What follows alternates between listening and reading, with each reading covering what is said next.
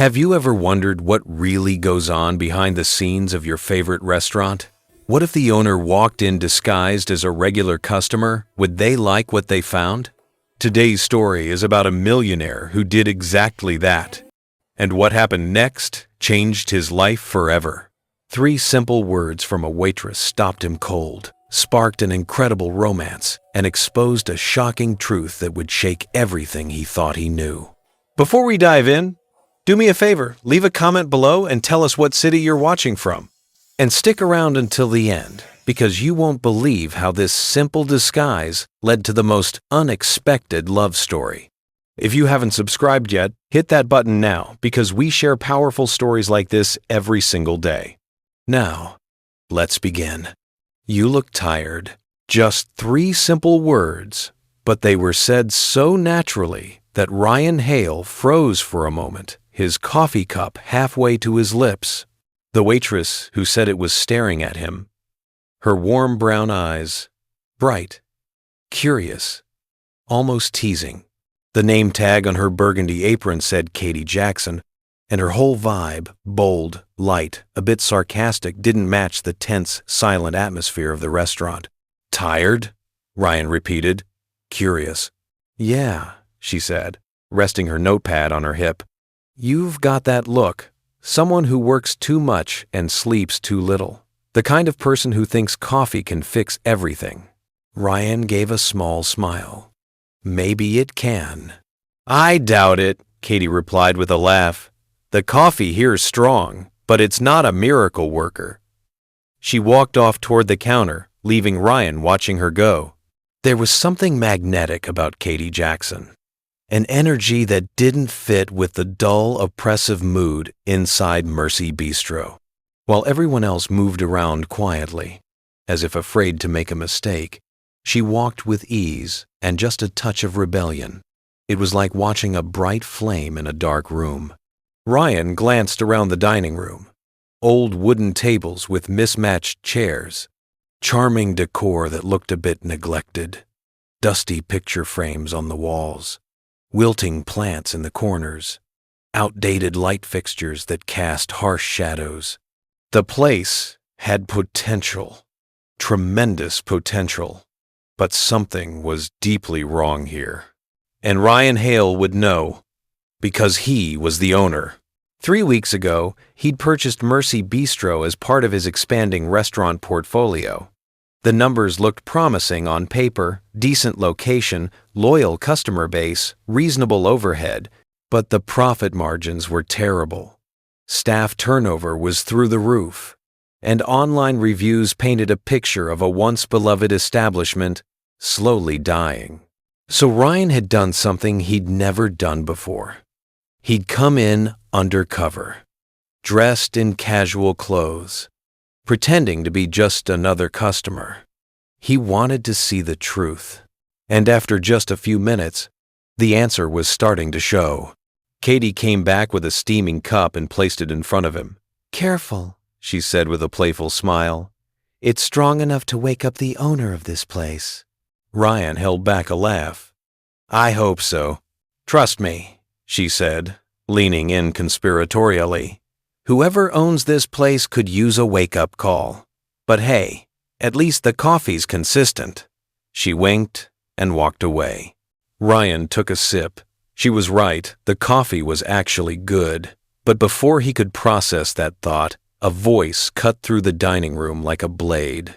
Katie. A middle-aged man with a large belly and a smug expression appeared from the kitchen. His name tag read, Mike Miles, manager, and everything about his body language screamed authority without respect. I told you to clean the back tables 20 minutes ago, Mike barked, his face already turning red. Or did you forget how to do your job? The entire restaurant went quiet. Other diners looked down at their plates. The 2 other waitstaff suddenly became very interested in wiping down already clean counters. Katie took a deep breath and turned slowly. I'm cleaning them, Mike. I just stopped to serve a customer. That's what waiters do, remember? Mike marched closer, invading her personal space. Don't talk back, Jackson. You think you're funny? Everyone here is sick of your little jokes. Ryan's hands tightened around his coffee cup. He could feel the tension radiating through the room. This wasn't firm management, this was abuse. And Mike actually seemed to be enjoying it. But Katie didn't back down. She kept her chin up, meeting Mike's glare with steady eyes. "I'm just trying to do my job with a little humor," she said calmly, "since someone around here insists on keeping the place as cheerful as a funeral." A few nearby customers tried to hide their chuckles. Ryan felt a smile tugging at his own lips, despite the situation. Mike snorted and stepped even closer. "You should learn to shut your mouth and do what you're told, girl." Ryan took a deep breath, holding back the overwhelming urge to stand up and fire this man on the spot.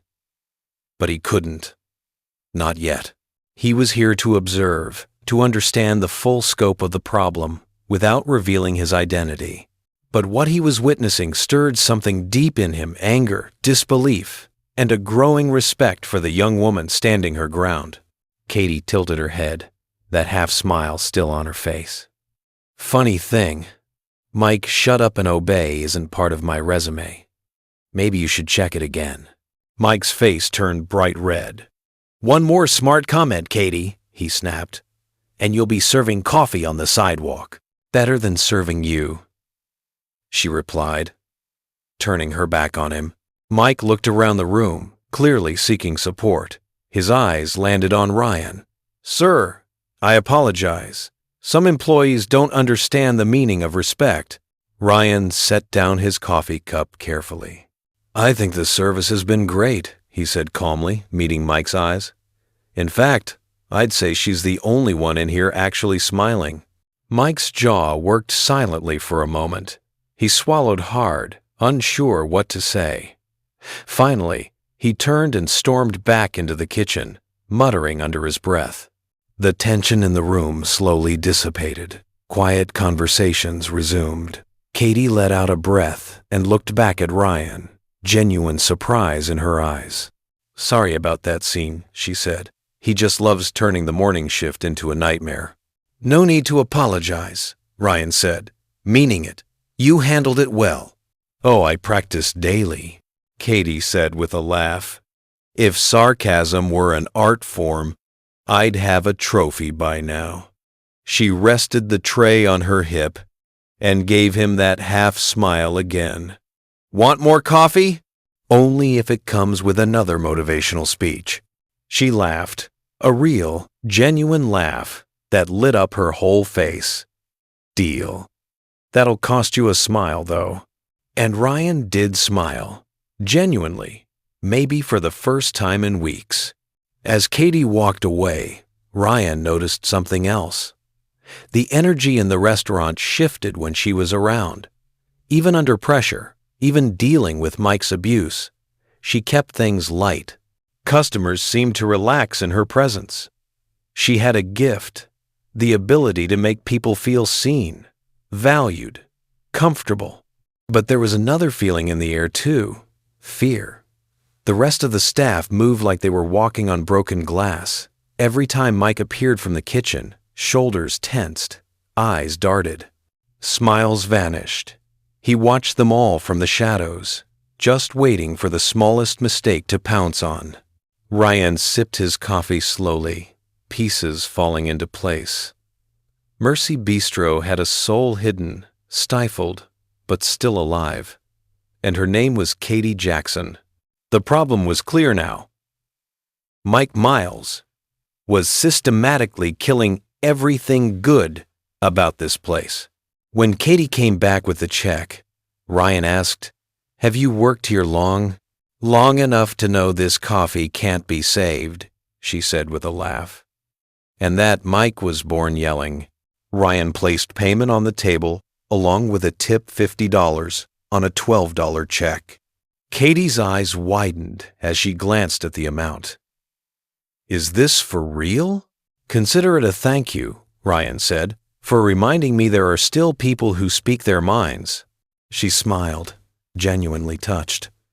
"Saying what you think is the only thing keeping us sane around here." And the job? She winked. Oh, that's just a detail. I lose one a week, but I get great stories out of it. Ryan laughed out loud. It was impossible not to like her. As he stood to leave, Katie walked him to the door. The morning sunlight streaming through the windows made her brown skin glow. There was something about her, a warmth, an authenticity that cut through all the corporate nonsense Ryan dealt with daily. Come back anytime. Mysterious stranger, she said. I just might.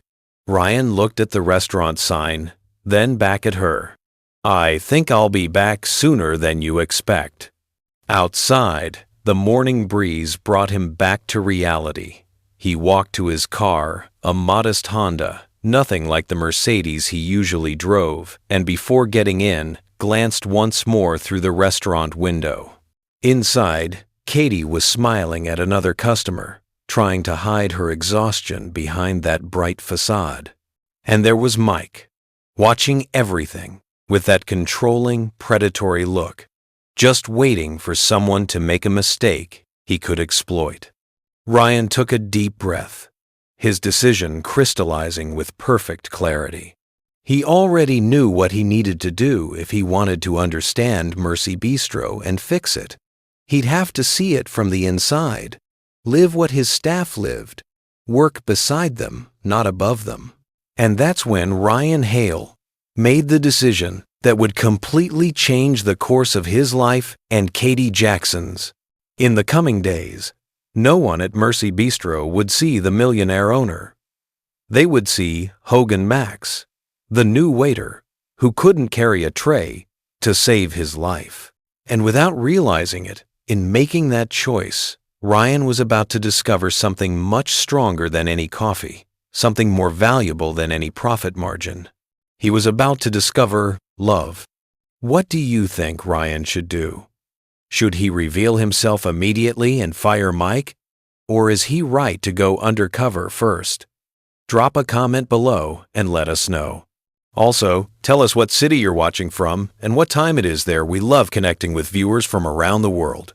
And if you're enjoying this story, smash that subscribe button and hit the notification bell so you never miss our daily stories. Trust me, you won't want to miss what happens next. Let's continue. The next morning, Ryan sat in his downtown penthouse, the sprawling city visible through floor-to-ceiling windows. His coffee, real coffee, from a French press steamed on the marble counter as he dialed his assistant's number. Marcus Thompson, came the crisp answer on the second ring. Marcus, I need a favor. A very specific one. There was a pause. Marcus had worked for Ryan for 7 years. He knew that tone. What kind of favor, Mr. Hale? I need you to get me a job at Mercy Bistro, Ryan said. But no one can know who I am. No one. Silence on the other end. Then, Sir, are you saying you want to work as a waiter? Exactly. Use a fake name, Hogan Max. Tell the manager I'm unemployed and looking for a chance. Create a basic resume, nothing fancy. 1 month, Marcus. I need to understand what's happening from the inside. I see. Marcus hesitated. May I ask why? You don't simply observe or hire someone to investigate? Ryan looked out at the city, thinking of Katie's warm brown eyes and Mike's cruel smirk. Because numbers and reports don't tell the whole story, Marcus. They don't show you when a manager humiliates his staff. They don't reveal who has real talent that's being wasted. I want to see the truth. Understood. Give me until this afternoon. Hogan Max will be hired by tomorrow morning. Thank you, Marcus. And one more thing. Get me some clothes, jeans, basic shirts, old sneakers, nothing that would draw attention. How old are we talking? Old enough that I look like someone who needs the job. After hanging up, Ryan stood at his window, second-guessing himself for only a moment. This was crazy. CEOs didn't go undercover in their own restaurants. But then he remembered Katie's laugh, the fear in the other employees' eyes, Mike's abuse, and he knew This was the right call. By that evening, Marcus had delivered everything. A complete identity. Hogan Max, 34. Recently relocated. Previous experience in retail and food service. No red flags. No family wealth. And clothes-faded jeans with worn knees, plain t-shirts, scuffed sneakers, a cheap watch. Ryan tried everything on. Looking at himself in the mirror, he looked ordinary, tired, like someone grinding to make ends meet. It was strange and oddly liberating. The next day, Ryan parked 3 blocks from Mercy Bistro in a 10-year-old sedan Marcus had rented. He wore the faded jeans, a simple gray t-shirt, and those worn sneakers. Nothing about him said Millionaire anymore. He took a deep breath and walked to the back entrance where a small, peeling sign read, "Employees Only." He was about to push the door open when he heard a familiar voice behind him. "Hey, wait a sec." Ryan turned and saw Katie Jackson, a backpack over her shoulder and a travel coffee cup in hand. She wore ripped jeans and a vintage band t-shirt under a light jacket. Without her work apron, she looked younger, more relaxed. She tilted her head, studying him with those bright, curious eyes. You came in yesterday and ordered coffee, didn't you?" "I remember you." Ryan's heart jumped. He hadn't expected to run into her so soon. "Yeah, that was me." "Thought so. I never forget a generous tipper." She smiled, then noticed where he was standing. "So what are you doing back here near the employee door?" Ryan swallowed. Here went nothing. "Oh, I got a job here. I'm the new waiter." Katie's eyes widened, and then she burst out laughing, not mockingly, but with genuine delight. "You? A waiter here? Yeah? Is that a problem?" No. She shook her head, still grinning. "It's just that." She looked him up and down. "Well, good luck. You're going to need it." She walked past him and pushed the door open, motioning for him to follow. Ryan stepped into a cramped hallway that smelled of old coffee and cleaning supplies. The employee break room was small and depressing rusted metal lockers, fluorescent lights that hummed too loudly, a dingy microwave, and a small table with mismatched chairs. 3 other people were inside, 2 young guys talking quietly in the corner, and a middle-aged woman adjusting her apron with practiced efficiency. "Everyone," Katie announced cheerfully. "This is—" She paused and looked at him. "Sorry, what was your name again?" "Hogan. Hogan Max. This is Hogan, new waiter." Katie's smile turned teasing. "Try not to laugh too hard when he drops his first tray." The guys gave slight smiles but didn't say anything. The woman just nodded and walked out, not even making eye contact. The fear Mike had cultivated was palpable even here. Ryan grabbed the apron hanging from his assigned locker and awkwardly tried to put it on. It twisted around his neck, the straps tangling. "First time waiting tables?" Katie asked, leaning against the wall, sipping her coffee. "Is it that obvious? You put your apron on backwards." Ryan looked down and realized his mistake. Heat rushed to his face. "Oh, shoot." Katie laughed so hard she nearly spilled her coffee. "Oh, this is going to be fun." And that's when Ryan Hale, CEO and Millionaire, began his first real day of work in over a decade. The first hour was an absolute disaster. Ryan had no idea how to balance a tray. When he tried carrying 3 plates at once to table 7, the whole thing started wobbling. He could feel the dishes sliding, his hands sweating, panic rising in his chest. "Easy there, cowboy." Katie appeared out of nowhere, grabbed the tray with one hand, and steadied the plates with the other. Her movements were smooth, practiced, effortless. Hold it from the bottom, not the edge, she said with a patient smile. And walk slow. This isn't a sprint. Thanks, Ryan mumbled, embarrassed. You're welcome, but it's going to cost you. She grinned. Dessert at the end of the shift. Despite himself, Ryan smiled. Throughout the morning, Katie became his lifeline.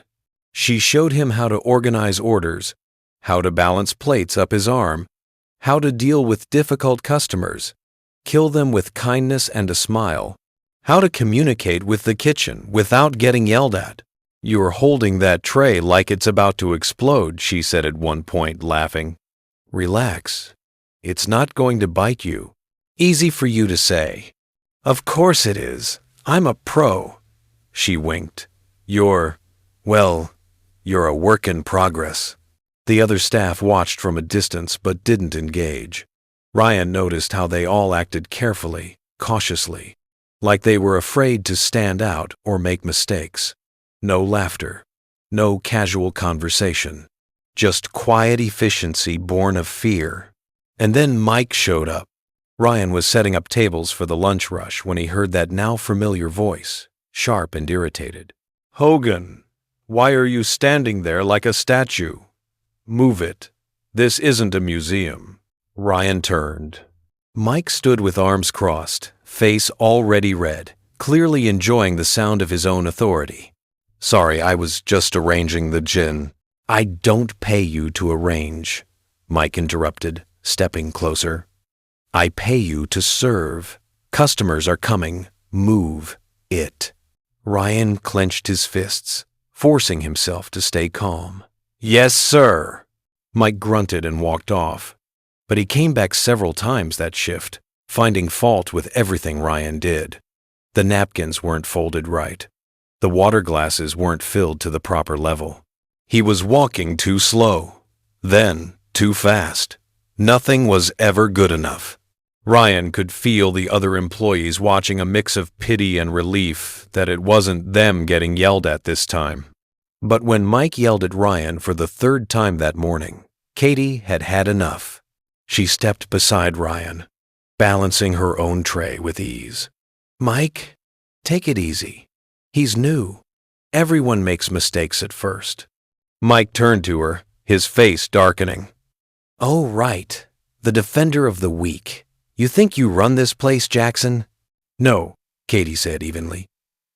I just think you could try not turning the whole place into a battlefield. Watch your mouth, girl, Mike warned, pointing a finger at her face, or you'll end up like the newbie here, out on the street. Katie shrugged, completely unfazed. Better out on the street than stuck here listening to you yell all day. Mike turned bright red, but didn't say anything else. He just stormed off, muttering under his breath. Ryan looked at Katie, surprised and grateful. You didn't have to do that. Of course I did, she said with a smile. Someone's got to keep this place at least a little human. Ryan felt something stir in his chest. Gratitude, yes, but also something deeper. Admiration, maybe even the first sparks of something he hadn't felt in years. When the lunch rush finally ended and they had a break, Katie invited Ryan to sit with her in the small back patio behind the restaurant. It was just a concrete slab with 2 plastic chairs, but the afternoon sun made it feel like a sanctuary. Can I ask you something? Ryan said, breaking the comfortable silence. Depends, Katie replied, scrolling through her phone. If it's about how to stop dropping plates, I charge a consulting fee. Ryan smiled. It's not that. I just wondered, why do you work here? You seem like you're capable of so much more than putting up with Mike yelling all day. Katie looked up, genuine surprise in her eyes. She was quiet for a moment, as if deciding how much to share. Talent doesn't pay the bills, she finally said with a half smile. And a job's a job. At least I get decent tips here. But do you like what you do? I like serving people. I like seeing customers leave happy. She paused. But what I really wanted, what I still want, is to be a chef. Ryan sat up straighter. Really? Yeah. Katie's eyes got distant, dreamy. Since I was a kid, I loved cooking. My grandmother raised me, and she taught me everything. She used to say, "Good food isn't just about taste, Katie. It's about making people feel at home." There was sadness in her smile now. I always dreamed of opening my own place. Just a cozy little restaurant. Nothing fancy. Just real food, made with love. A place where people could come and feel like family. "So why didn't you try?" Ryan asked gently. Katie shrugged. "Culinary school is expensive. Like, really expensive. And when you grow up without much money, dreams tend to take a back seat. You take whatever job you can find and just move on." Ryan felt a tightness in his chest. This woman had so much potential, so much passion, so much talent, and yet she was stuck here, wasting it while Mike Miles ground her down day after day. "Do you still cook?" he asked. "Sometimes, at home. I make my grandma's recipes. Try out new things." She laughed. "Once I tried making a souffle, and it collapsed like a building being demolished. It was hilarious. I bet it still tasted good." "It was awful," Katie said, laughing harder. "But I ate it anyway. Wasting food is a sin." Ryan smiled, completely charmed. Even talking about her failures, Katie had this lightness, this joy that was utterly contagious. "You're amazing, you know that?" he said without thinking. Katie blinked, surprised. "Me? Why?" "Because you keep smiling even when things around you are tough. That's rare." She looked away, a little shy. "Oh, I just pretend. Deep down, I'm a mess." "I don't believe that." "You should." Katie's smile turned self-deprecating. "I'm like one of those dishes that looks nice on the outside, but is totally burnt on the inside." Ryan laughed. "You have a food analogy for everything, don't you? It's my superpower." They sat together in comfortable silence for a few more minutes before heading back inside. But Ryan couldn't stop thinking about their conversation. Katie had so much untapped talent, a dream locked away, all because she'd never gotten a real chance. He wanted to help her. God, he wanted to help her so badly. But he couldn't reveal who he really was. Not yet. Not until he understood the full scope of the problems at Mercy Bistro. That night, alone in his penthouse, Ryan pulled out a small notebook and began writing. Names, behaviors, patterns. Who was creating problems? Who deserved to stay? Who needed to go?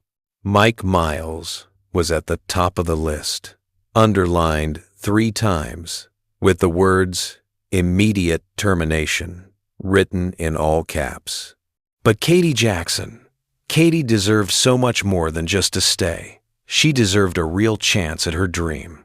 And somehow, Ryan was going to give it to her. The next day, everything changed with a single phone call. Ryan was refilling water glasses during the lunch shift when he noticed Katie step outside, her phone pressed to her ear. Through the window, he watched her face shift worry, then fear, then something that looked like grief.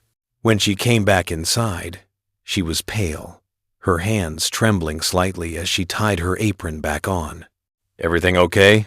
Ryan asked, approaching her. "It's my mom," Katie said, her voice tight. She had a health issue, needs urgent treatment." "Is she all right?" "She will be, but..." Katie rubbed her face. "The treatment is expensive, really expensive, and without insurance." She trailed off, taking a deep breath. "But I'll figure it out. I always do." She put her phone away and went back to work.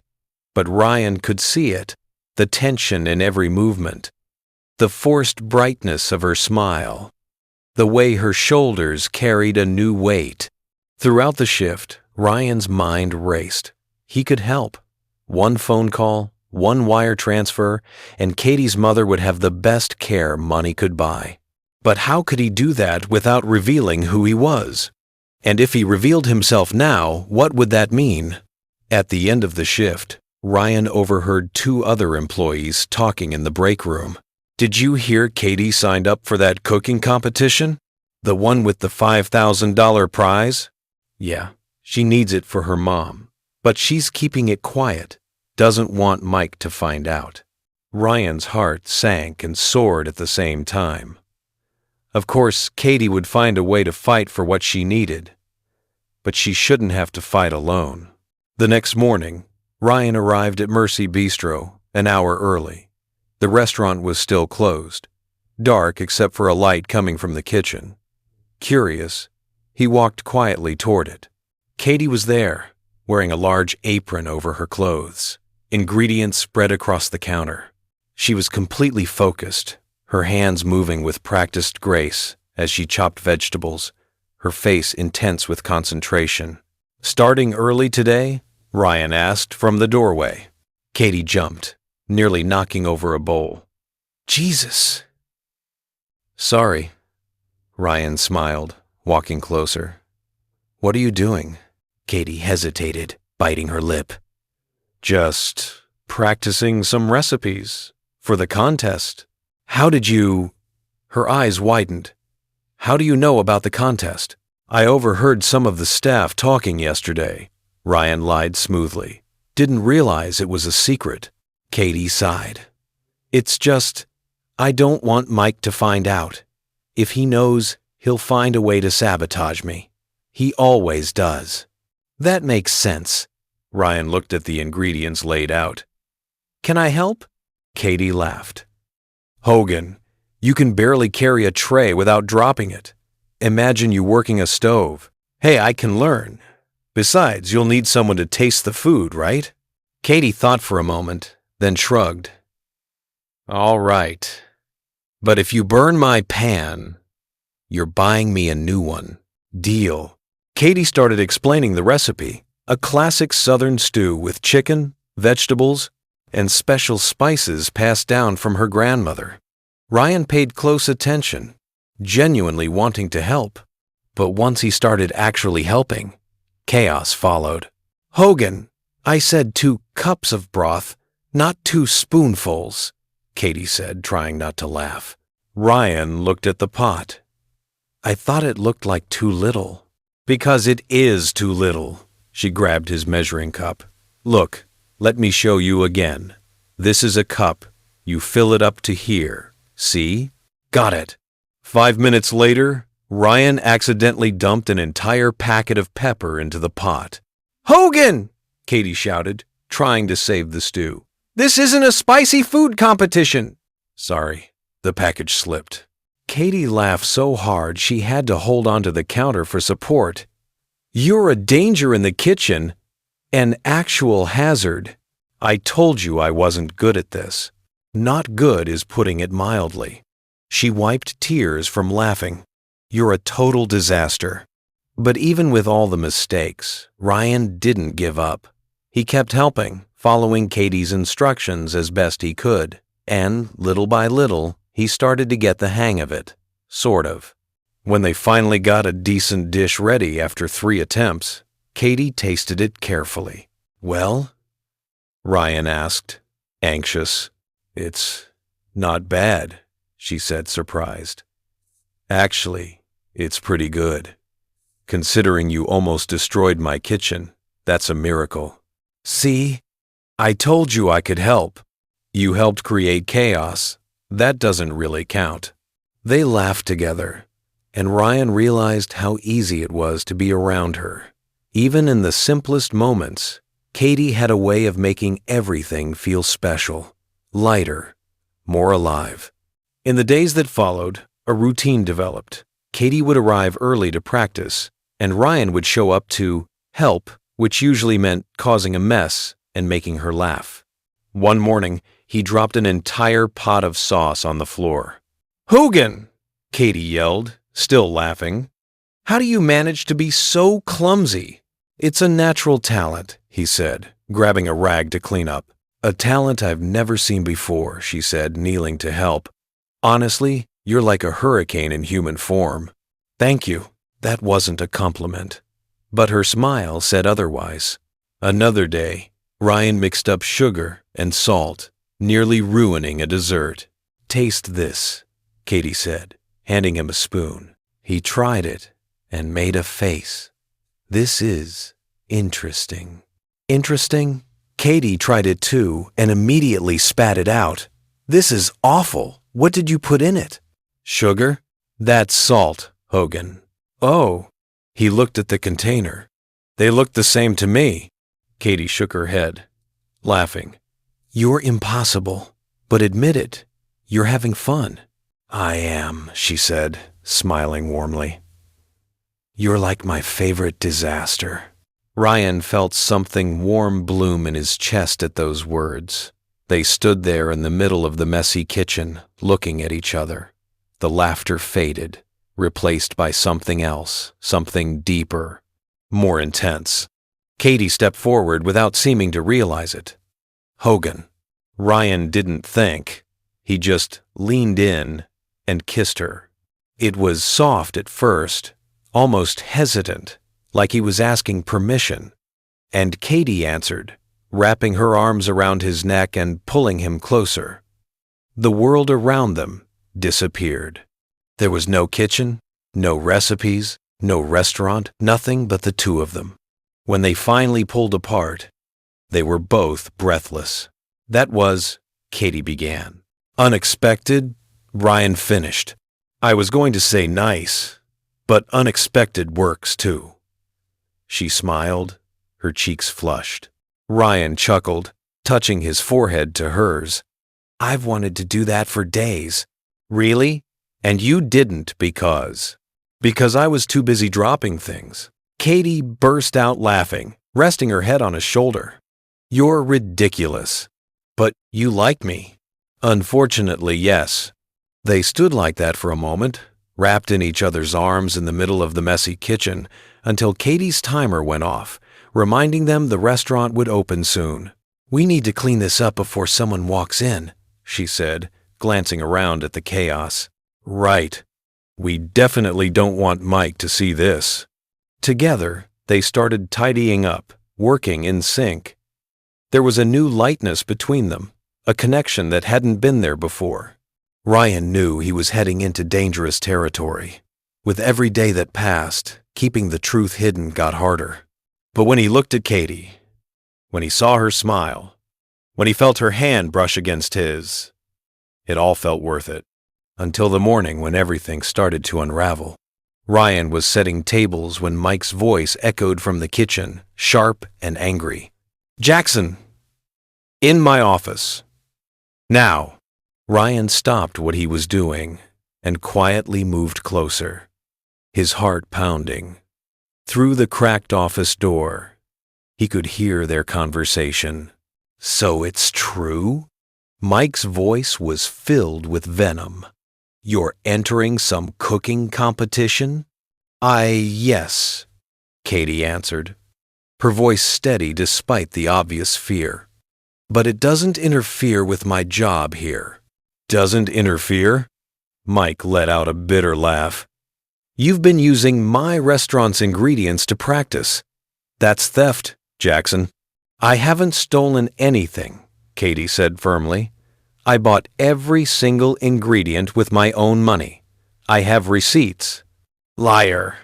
I checked the inventory. We're missing meat, spices, everything you're using for your little contest. Ryan clenched his fists. That wasn't true.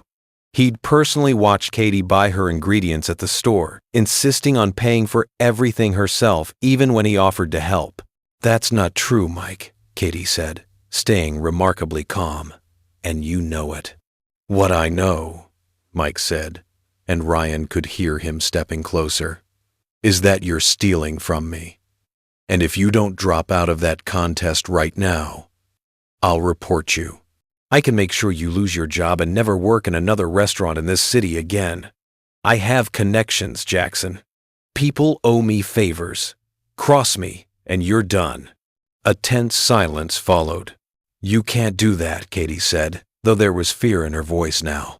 "Oh, I can, and I will. Unless you quit that competition right now." Ryan felt rage boiling inside him.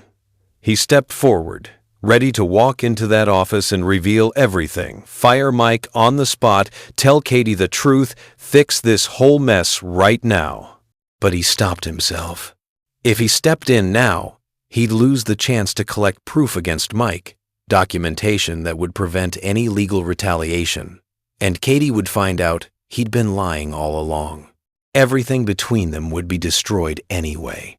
He stepped back, heart heavy, and watched as Katie walked out of the office, tears welling in her eyes, but her head still held high. She passed him without saying a word, heading straight to the staff room. Ryan stood frozen, knowing he had to do something. But what? He found Katie in the staff room, sitting on the bench with her head in her hands. He walked over slowly, unsure what to say. "Katie?" She looked up. Her eyes were red, but she wasn't crying. She looked more angry than sad. "You heard?" she asked. "I did." Ryan sat next to her. "And it's all lies. Everything he said. I know that. And you know that." Katie sighed. "But Mike doesn't care about the truth. He just wants me out of here. He's wanted that since the day I started standing up to him." "Let me help," Ryan said, gently touching her arm. "I can talk to him.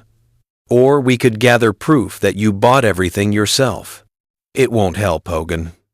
Katie shook her head. "Mike always finds a way to twist things to his advantage. That's how he works. That's how he's kept this place under his thumb for so long." "Then let's go over his head," Ryan said, his frustration mounting. "Let's contact the owner. There has to be a way." Katie let out a bitter laugh. "Nobody knows who the owner is. He never shows up, never visits. He's like a ghost. A rich ghost who buys restaurants and lets them fall apart while he counts his money somewhere." Ryan felt the weight of her words like a physical blow. That's exactly how Katie saw him, as an absent ghost who didn't care. And she wasn't entirely wrong. "There has to be something I can do," he insisted. Katie turned to face him, and her next words cut straight through him. "You know what I really need, Hogan? I don't need someone trying to be a hero and fix everything. I need honesty. I need people to be who they say they are. I need someone on my side without a hidden agenda." Ryan's breath caught. Honesty. The one thing he wasn't giving her. Katie went on, her voice passionate now. "I've dealt with fake people my whole life. People who make promises they don't keep. People who pretend to be something they're not. People who say one thing to your face and do another behind your back."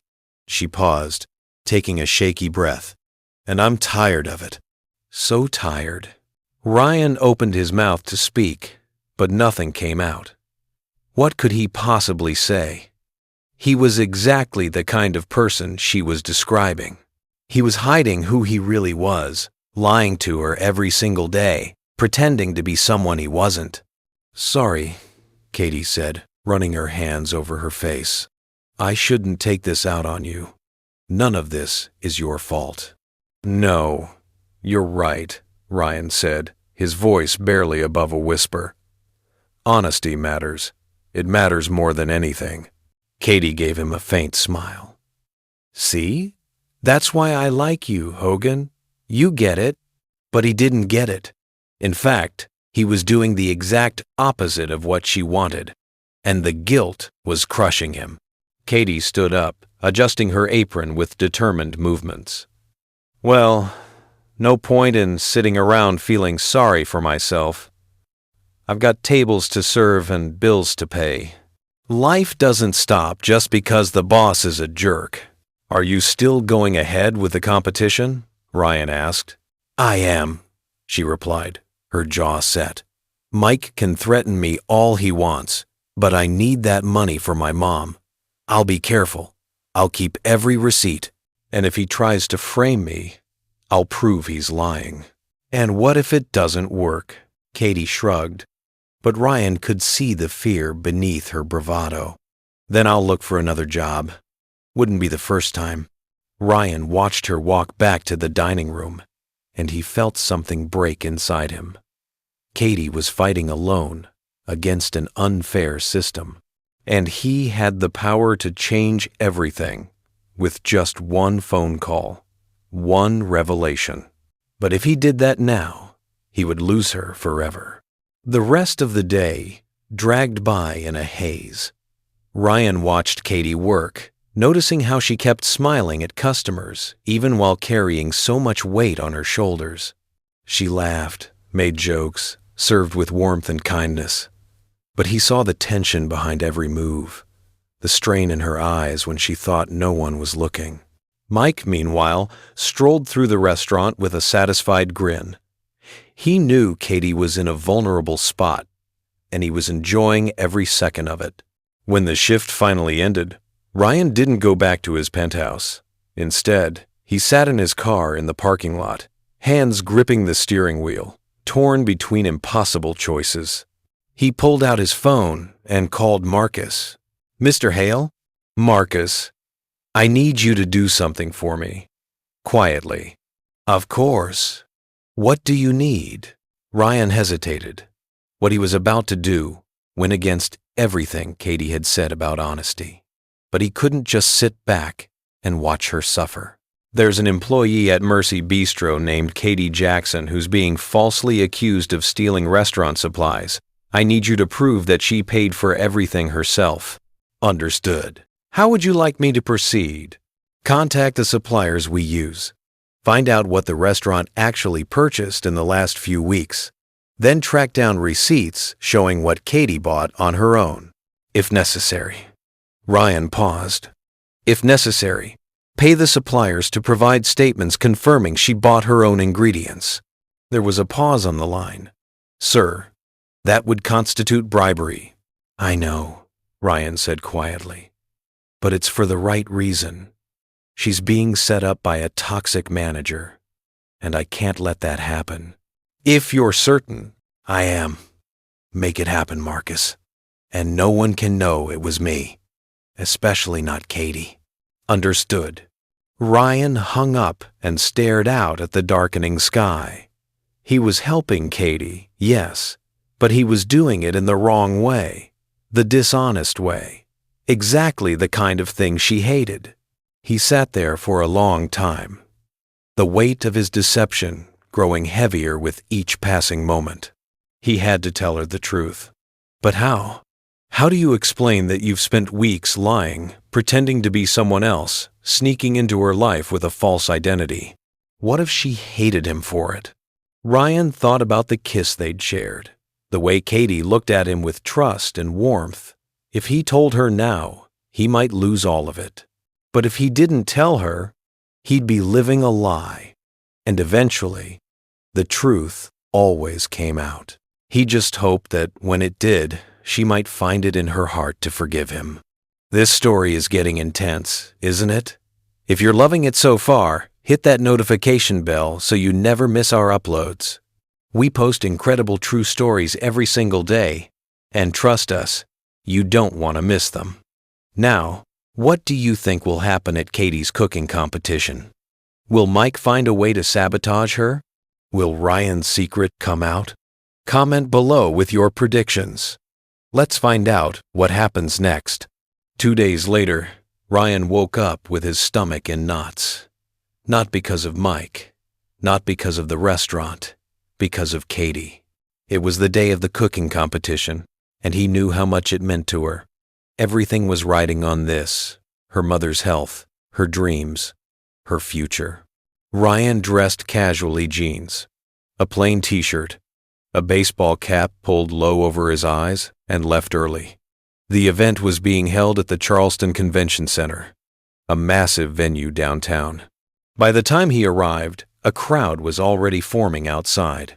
Ryan bought a ticket and blended into the audience, finding a spot near the back where he could watch without being noticed. The last thing he wanted was for Katie to see him and get nervous. The main hall had been transformed into a competitive cooking arena. 15 individual stations were set up, each equipped with professional-grade stoves, gleaming utensils, and neatly arranged ingredients. Cameras on tripods captured every angle. A panel of judges sat at an elevated table overlooking the space. And then Ryan saw her. Katie was at Station 7, tying on a crisp white apron over her clothes. Even from a distance, he could see the tension in her shoulders, the way her hands moved a bit too quickly as she checked and rechecked her ingredients. Ladies and gentlemen, a tall man in a sharp suit stepped onto a small stage at the front of the hall. Welcome to the 10th Annual Charleston Cooking Competition. Today, our 15 talented amateur chefs will have exactly 2 hours to create a dish that represents the heart and soul of the American South. The winner receives a trophy, a feature in Charleston Food Magazine, and a cash prize of $5,000. The audience applauded. Ryan clapped along, his eyes never leaving Katie. Competitors, you may begin. The hall erupted into controlled chaos. Pots clanged, knives chopped in rhythmic patterns, spices flew, timers beeped. Ryan watched, completely captivated, as Katie moved with focus and speed. She looked completely in her element, like she was born to do this. Despite the pressure, despite the stakes, there was joy in her movements. She cracked a joke with the competitor next to her. She did a little dance while stirring something on the stove. She was herself, vibrant, alive, unstoppable. Beside Ryan, a woman whispered to her husband, "Look at the one at Station 7. She looks confident." "Very confident," the husband replied. "I bet she wins." Ryan smiled to himself. They didn't even know the half of it. As time went on, some competitors started to unravel. One man spilled an entire pot of sauce, staring at the mess in horror. A woman burned her chicken and frantically tried to salvage it. Another person forgot to turn on their oven and lost precious minutes. But Katie stayed in control. She worked with a beautiful mix of precision and passion, checking her grandmother's worn recipe card occasionally, tasting and adjusting as she went. With 30 minutes left, the judges began making their rounds. There were 3 of them: a well-known Charleston chef with her own restaurant, a food critic from the local newspaper, and a culinary school instructor. When they reached Katie's station, she greeted them with a bright, genuine smile despite the sweat on her forehead. "How's it going here?" asked the chef. "Great," Katie replied, seasoning something in her pan with practiced confidence. "I'm making a special stew. I call it Southern Mercy." "Mercy," the critic repeated with interest. "Is there a story behind that name?" "Yes, actually." Katie's smile softened. "It's a tribute to the place where I work, Mercy Bistro. And also because mercy represents grace and strength, kind of like the people who work hard every single day and still find reasons to smile and be kind. This dish is for them." Ryan felt a lump rise in his throat. She was talking about herself, about her own strength, her own grace. The judges looked impressed and moved on to the next station. When the timer finally went off, all the contestants stepped back from their stations, hands raised. Katie wiped her forehead with her sleeve and looked down at her dish with a mix of pride and anxiety. "Time for judging," the host announced. One by one, the judges moved down the line, tasting each dish and making notes. Some received enthusiastic praise. Others got polite but lukewarm responses. A few got outright criticism. When they reached Katie's station, Ryan held his breath. The chef took a spoonful of the stew, tasted it thoughtfully, and closed her eyes. A smile spread across her face. "Wow," she said. "This is exceptional. The flavors are perfectly balanced, complex, but not overwhelming. and the texture is just right. The critic nodded enthusiastically. The seasoning is masterful. You can taste every ingredient, but nothing overpowers anything else. That's real skill. The culinary instructor leaned in, taking another bite. And there's something more here. It's not just technique. This dish has soul. You can taste the love that went into it. Katie blushed, her smile radiant. Thank you so much. My grandma used to say, food without love is just fuel. So I made sure there's plenty of love in that bowl. The judges laughed, clearly charmed not just by the food, but by Katie herself. When they'd finished tasting all 15 dishes, the judges gathered to deliberate. The tension in the hall was thick. Competitors fidgeted. Family members in the audience whispered predictions. Ryan found himself tapping his fingers nervously against his knee. Finally, after what felt like forever, the host returned to the stage holding a golden envelope. Ladies and gentlemen, we have our results. The crowd fell silent. You could have heard a pin drop. In third place, he opened the envelope slowly, drawing out the suspense. James Mitchell with his classic fried chicken and waffles. Applause erupted. James, a burly man in his 50s, walked up to receive a bronze trophy and a check. In second place, the host paused dramatically, and Ryan's heart nearly stopped. Katie Jackson with her Southern Mercy. Ryan jumped from his seat, clapping and cheering louder than anyone else. A few people turned to look at him curiously, but he didn't care. Katie walked up to the stage, her eyes shining with tears. She accepted a beautiful silver trophy in the shape of a spoon engraved with her name, and more importantly, a check for $2,000, the second-place prize. When the host asked her to say a few words, Katie stepped up to the microphone, clutching her trophy. Well, I honestly wasn't expecting to win anything, she began, her voice thick with emotion. So this is already amazing. The audience laughed warmly. I want to thank my grandmother, who taught me that cooking is about making people happy, not just feeding them. And I want to thank someone special who helped me not give up when I wanted to. She looked out at the audience, searching. Hogan, if you're out there, thank you. This is for you too. Ryan felt tears prick his eyes. And lastly, Katie went on, her voice stronger now, I want to say this to anyone watching who has a dream but thinks it's too late or too hard. It doesn't matter where you are in life right now. If you have a dream, go after it, even if it's just little by little, step by step, because every step counts, every single one. The audience burst into thunderous applause. Katie stepped off the stage, holding her trophy like it was made of pure gold. Ryan moved through the crowd, trying to reach her. When he finally found her, Katie was packing up her things, carefully wrapping her cooking utensils. Katie. She turned and saw him. Her whole face lit up like sunshine, breaking through clouds. Hogan, you came? Of course I did. He pulled her into a tight hug, not caring who was watching. You were incredible. More than incredible. All der Leffen. You were incredible. Incredible. Who's biting man. And courting. He pulled her into a tight hug. Katie laughed, hugging him back just as tightly. I can't believe I won second place. Me! You should have won first, Ryan said honestly. Oh, stop. The winning dish was really good.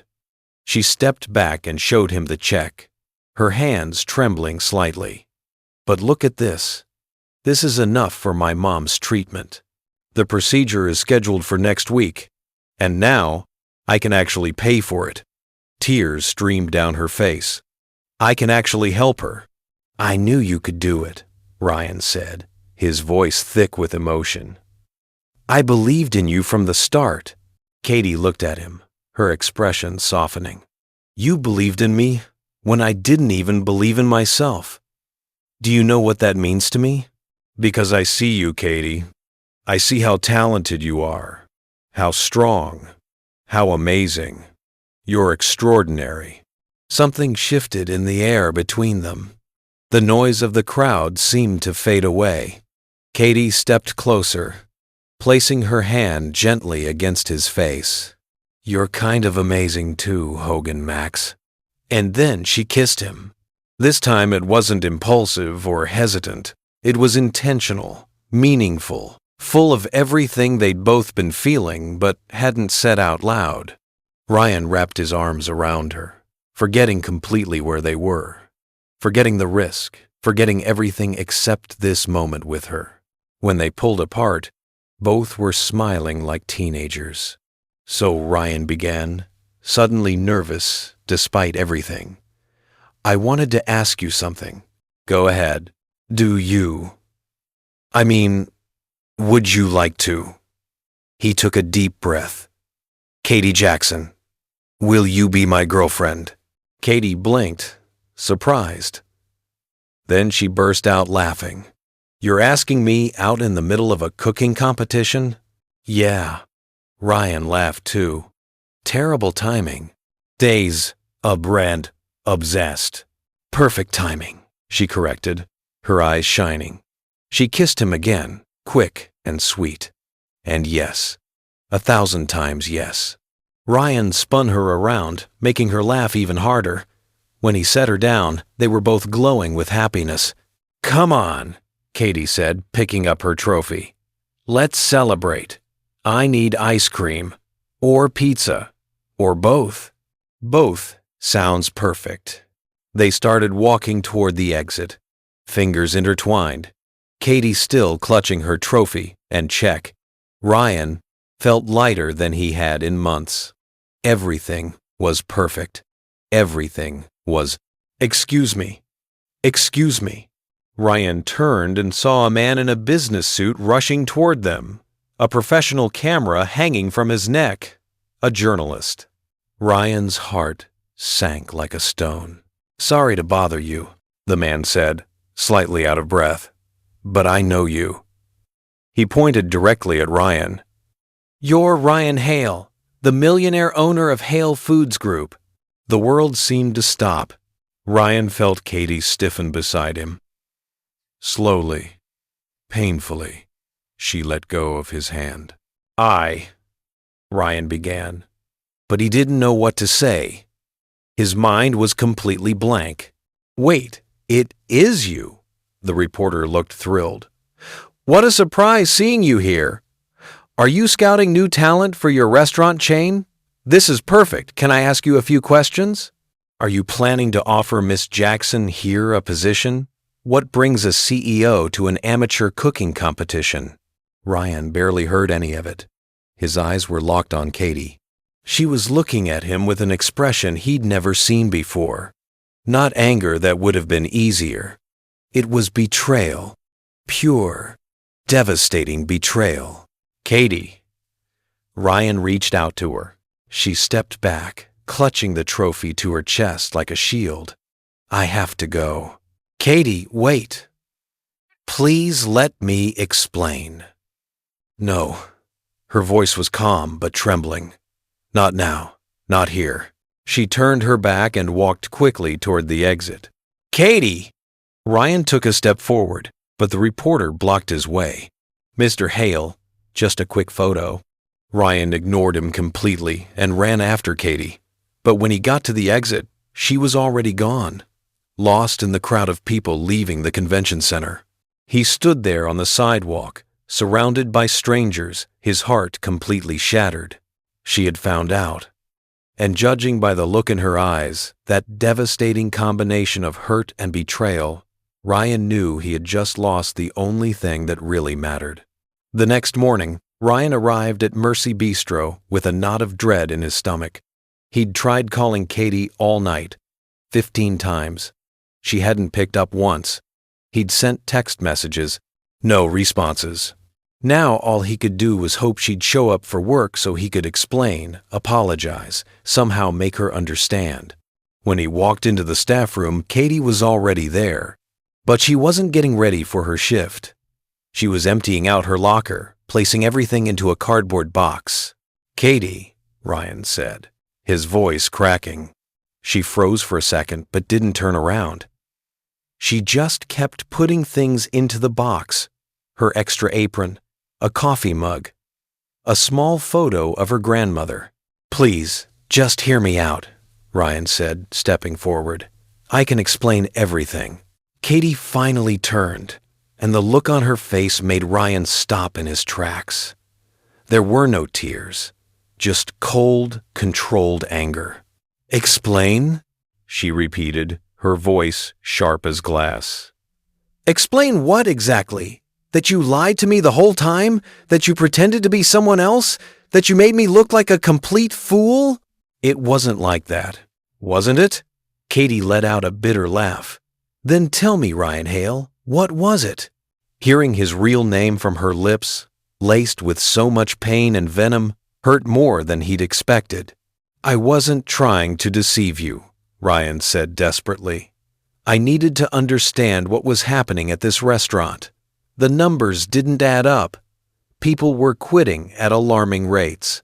And I couldn't figure out what was wrong from a distance, from spreadsheets and reports." "So you decided to play poor?" Katie crossed her arms. "Decided to go undercover like it was some kind of reality TV show?" "It wasn't about playing anything," Ryan insisted. "It was about seeing the truth, about understanding what my employees actually go through instead of just looking at profit margins." "The truth?" Katie stepped closer, her eyes flashing. "You want the truth, Ryan? Here's the truth. You're a billionaire who was so afraid to get his hands dirty, so disconnected from the people who work for you, that you chose to lie to everyone here, including me. You could have just shown up as yourself and fixed things, but instead, you played dress-up and spied on us." "Katie, please." "You knew how much honesty means to me." Her voice finally trembled. "I told you about my life, my dreams, my grandmother. I trusted you, and the whole time you were lying to my face." "I didn't lie about how I feel," Ryan said quickly. "Everything I felt for you was real, Katie. Every conversation, every laugh, every moment. I wasn't pretending about that." "How can I believe that?" Katie looked at him, and now there were tears in her eyes.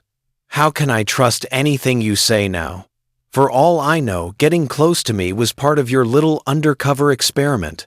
"No! God, no, Katie! What we had—" "We don't have anything," Katie interrupted. She closed the box and picked it up. "I quit." "What?" "No, please." "I can't work here anymore," Katie said, heading toward the door. "Not when the owner is someone who used me as a social experiment. Not when everything was a lie.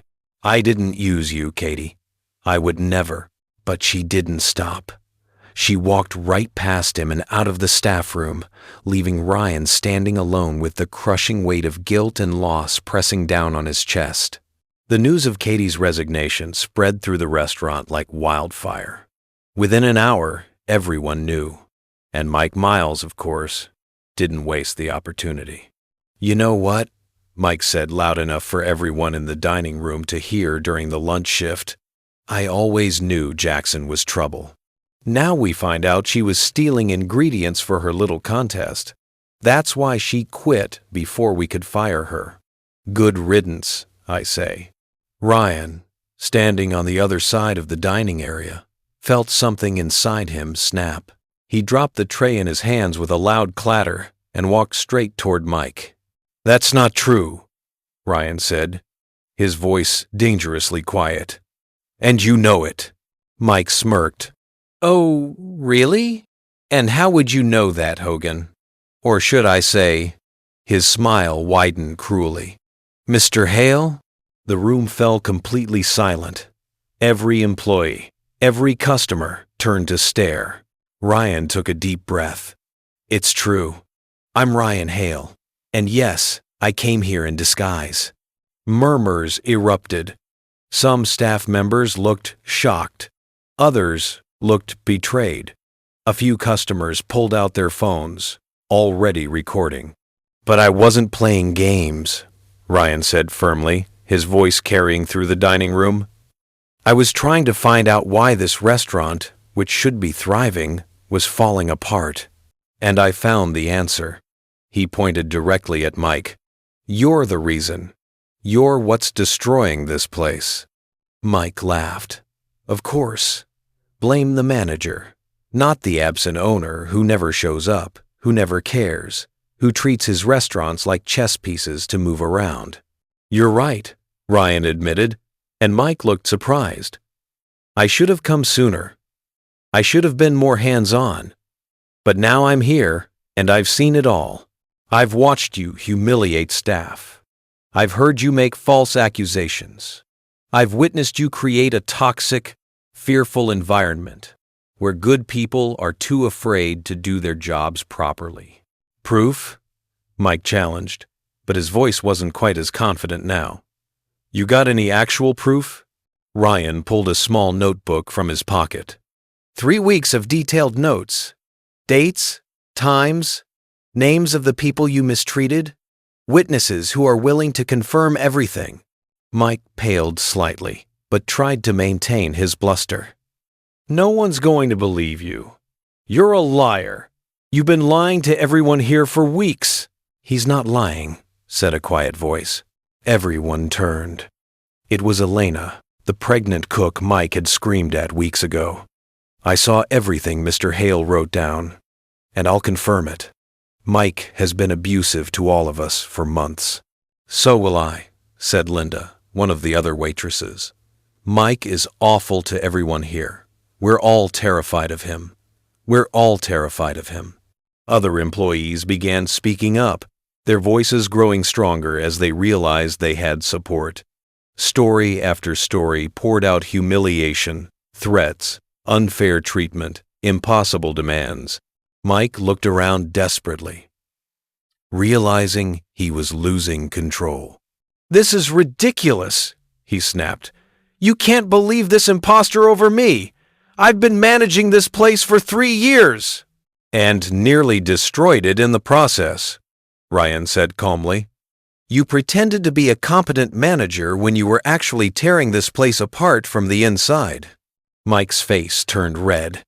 He did the only thing he knew how to do, attack. "You want the truth?" he shouted. "Fine. Katie Jackson was stealing. She admitted it to me. And this billionaire here protected her because she got to him. She seduced the boss to get what she wanted. And when she got caught, she ran like the con artist she is."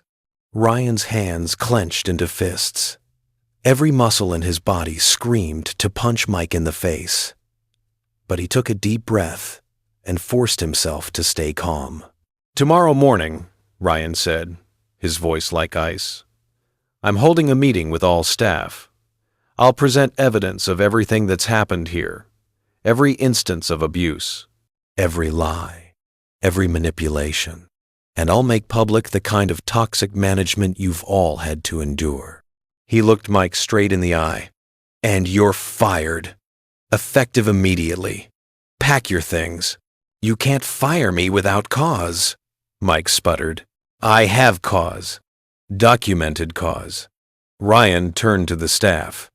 "You can all go home early today. Full pay. Tomorrow we'll talk about the future of this place. A future without fear, without abuse, without Mike Miles." The employees hesitated, looking at each other uncertainly. Then, slowly, they began to gather their things and leave.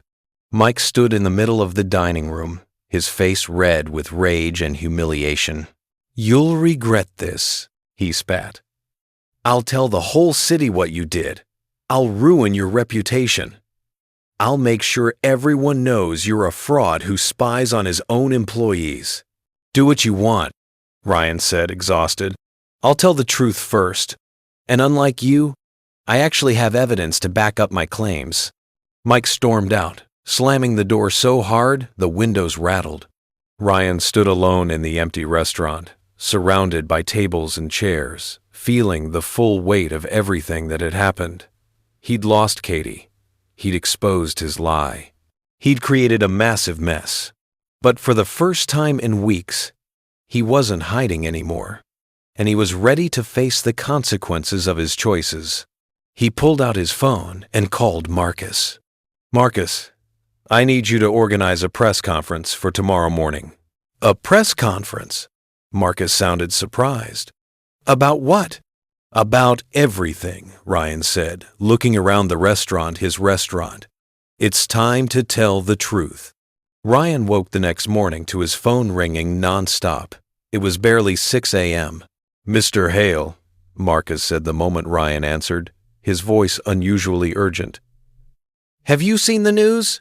"What news?" Ryan rubbed his eyes. Still half asleep. The story leaked. It's everywhere. Ryan jumped out of bed and turned on his TV.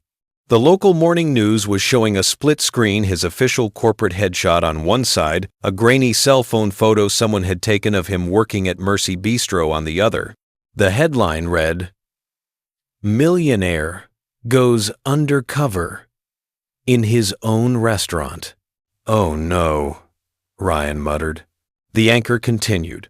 Ryan Hale, CEO and owner of the Hale Foods Group, spent weeks disguised as a waiter in one of his own establishments. Reactions have been mixed across social media. Some are calling it brilliant management strategy.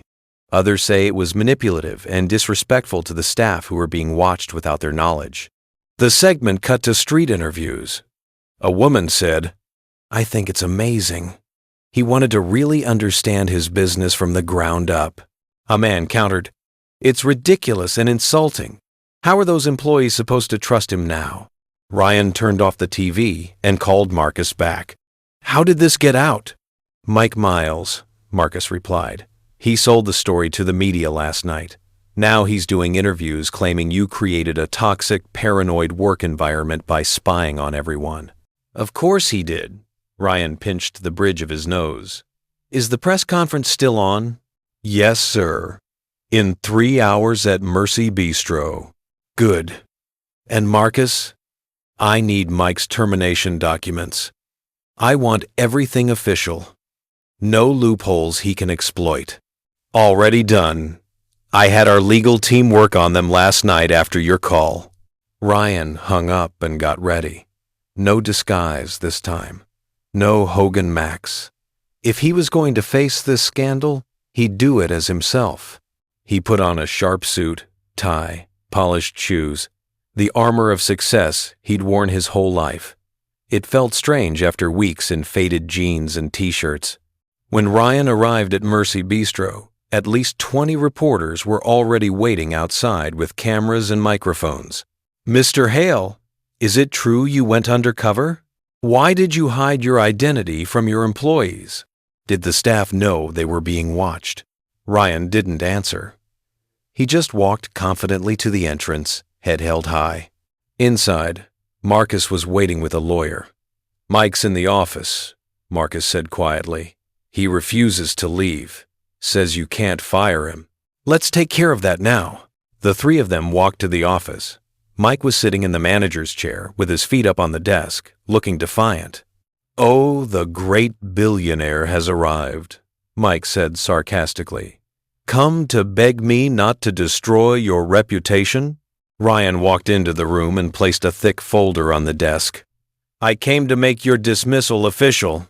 You can't fire me without cause." "I have cause." Ryan opened the folder, revealing pages of documentation. 3 weeks of detailed records of your misconduct, employee humiliation, false accusations, creating a hostile work environment, discriminatory language, all documented with dates, times, and witnesses.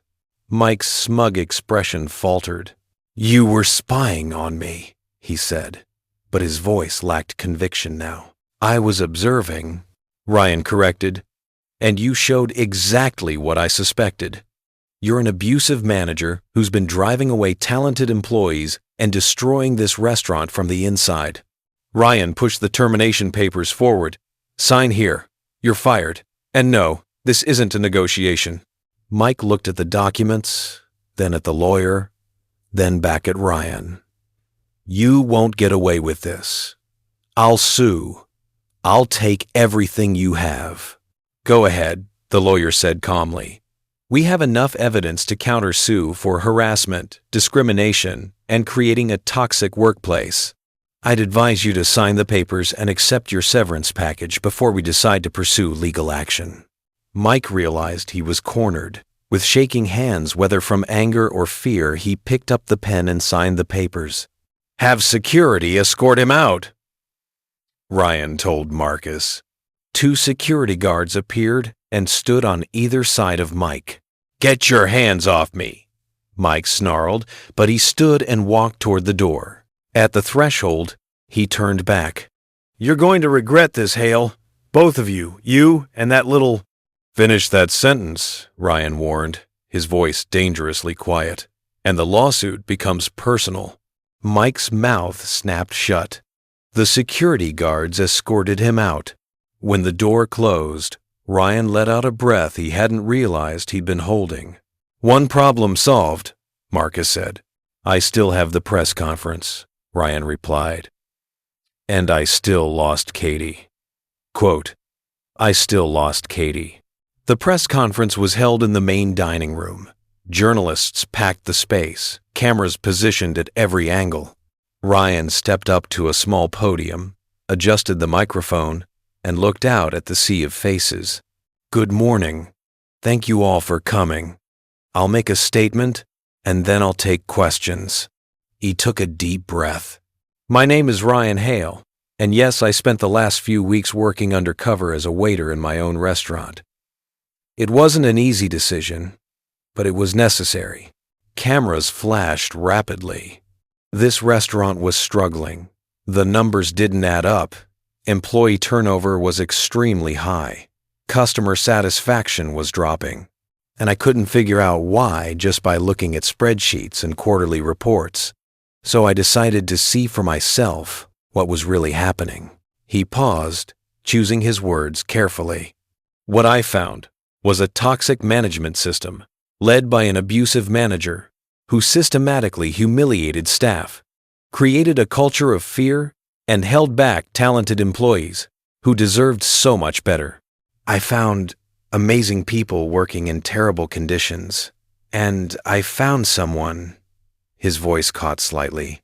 "I found someone extraordinary who reminded me what really matters in this business, or any business. Not profit margins, but people." A reporter raised her hand. "What about the accusations that one of your employees was stealing?" "Completely false," Ryan answered firmly. "Those accusations were made up by former manager Mike Miles as retaliation against an employee who stood up to his abuse. The employee in question, Katie Jackson, is talented, honest, and was treated unfairly. I have documentation proving she purchased all her own ingredients. I'm working to fully clear her name, and I'd like to publicly apologize to her for any harm caused by these false accusations." "Is Miss Jackson coming back to work here?" Ryan hesitated. "That's up to her. The door is open, but I understand if she chooses not to return. I hurt her, and I'm deeply sorry for that." More questions followed about the company, the other restaurants in his portfolio, future plans for Mercy Bistro. Ryan answered them all as honestly as he could. When the press conference finally ended, he was exhausted, but he wasn't done yet. That afternoon, Ryan stood in front of Katie's apartment building. He had the address because Marcus had pulled it from employee records, something Ryan knew was a bit invasive, but he was desperate. He took a deep breath and rang the buzzer for apartment 3B. There was a long pause. Then Katie's voice came through the intercom, cautious and cold. "Who is it?" "It's me, Ryan." Another pause. Longer this time. "What do you want?" Just 5 minutes, please. If after that you still want me to leave, I will, I promise. Silence. Then the door buzzed open. Ryan walked up the stairs to the 3rd floor, his heart pounding. Katie was waiting at her door, arms crossed. She wore jeans and a simple t-shirt, her hair pulled back in a messy ponytail. Even angry, even hurt, she was beautiful. 5 minutes, she said, not moving from the doorway. Can I come in? No. Ryan nodded. Fair enough. All right. I came to say I'm sorry. Truly, deeply sorry for the way everything happened. You already said that. I know, but I want you to understand why I did it. Ryan chose his words carefully. When I bought Mercy Bistro, all I saw were numbers on a spreadsheet. Profit, loss, efficiency metrics. But numbers don't tell stories. They don't show people being mistreated or talent being wasted or dreams being crushed. Katie's expression remained unreadable. So I decided to see for myself, Ryan continued, and I found you. You showed me that behind every number is a real person with dreams, with struggles, with value. You reminded me why I got into this business in the first place. Not to maximize profits, but to create places where people feel valued and can thrive. But you lied to me, Katie said, her voice steady but firm. I did, Ryan admitted, and that was my mistake. I should have trusted you with the truth from the beginning. But everything I felt for you was real, Katie. Every conversation, every laugh, every moment in that kitchen. I wasn't pretending about any of that. You changed me. You made me want to be better, not just as a businessman, but as a person. Katie looked away, and Ryan saw tears gathering in her eyes. How can I be sure of that? She asked quietly. You can't, Ryan said honestly. You can only decide if you're willing to give me a chance to prove it. And I understand if you're not. I understand if you never want to see me again. But I had to tell you the truth, the whole truth this time. There was a long, heavy silence. Then Katie sighed. Ryan, I believe you felt something real. I felt it too. But that doesn't change the fact that you lied. And lies break trust. And without trust. She finally looked at him, her eyes filled with tears. Without trust, there's no way forward. Ryan felt his chest tighten, but he nodded. I understand. I need time, Katie said. Time to figure things out. It's not just about us. It's about me, who I am outside that restaurant, outside all of this. I understand, Ryan repeated, though it felt like his heart was breaking. He reached into his coat and pulled out an envelope. Before I go, I want to give you this. Katie took the envelope cautiously. She opened it and found a formal letter inside. It's a job offer, Ryan explained.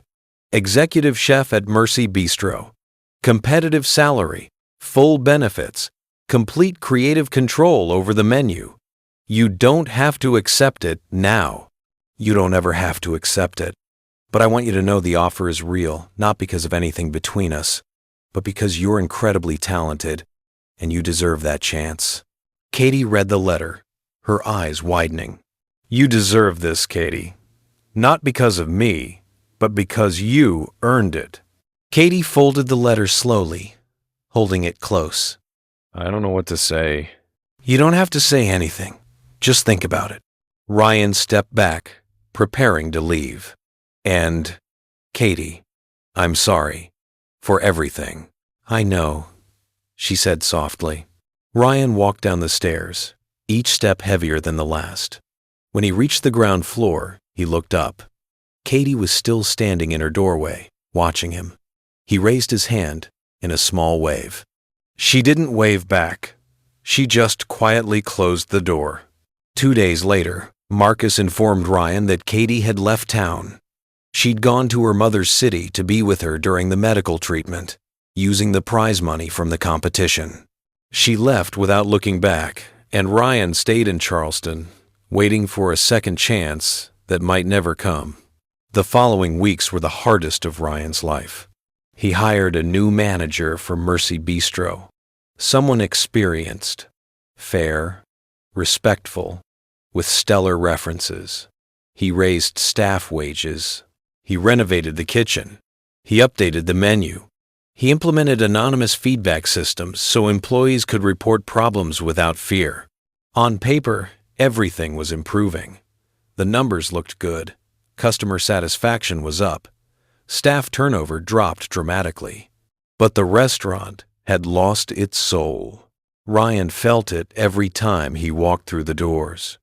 The staff was polite, efficient, professional, but the energy was gone. The warmth, the laughter, the spark that Katie had brought, all of it was missing. No one joked with customers anymore. No one danced in the kitchen. Everything was proper, professional, and cold.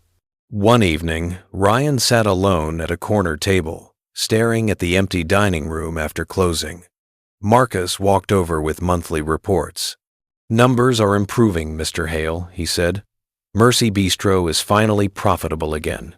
"That's good," Ryan replied flatly. Marcus hesitated. "You don't sound happy about that." "What's the point of success if there's no one to share it with?" Ryan said quietly. "What's the point of profit if the place has no heart?" Marcus didn't reply. He just placed a hand on his boss's shoulder and quietly walked away. Ryan sat there for a long time, the weight of loneliness pressing down on him. He'd called Katie several times in those first weeks, but she never answered. He'd sent messages that went unanswered. Eventually, he stopped trying.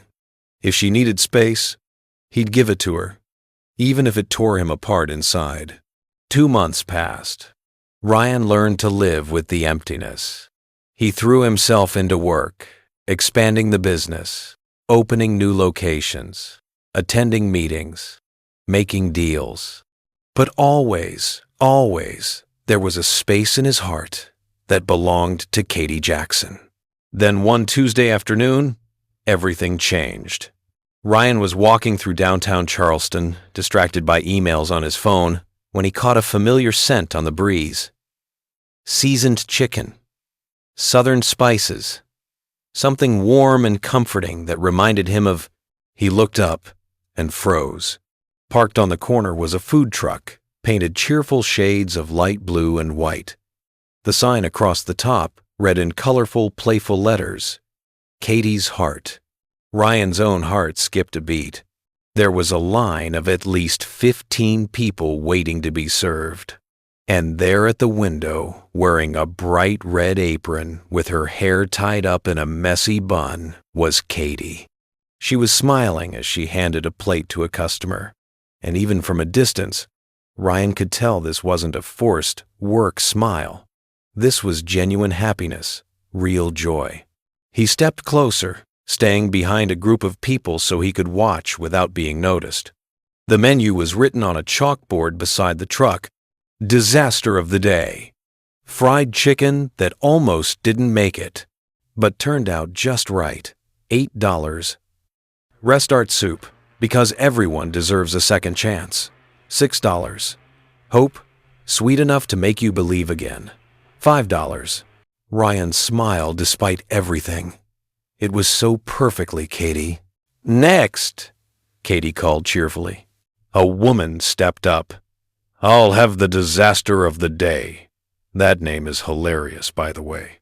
"It's based on personal experience," Katie replied with that familiar, playful grin. "Once I tried to make fried chicken and almost burned down a kitchen. But I learned from my mistakes, so now it's perfect. Or close enough." The customer laughed. "You're funny.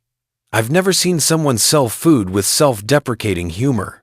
"It's my marketing strategy," Katie said, packing up the order. Brutal honesty with a dash of humor. "Here you go. If you don't like it, feel free to complain. I love constructive criticism. Or destructive criticism. Doesn't matter. I've got thick skin." The woman took her food, still laughing, and walked away. Ryan watched as Katie served 3 more customers, each interaction full of warmth and humor. She turned a simple food transaction into something memorable, something special. Then, as Ryan watched, a middle-aged man with glasses and a notebook approached the truck.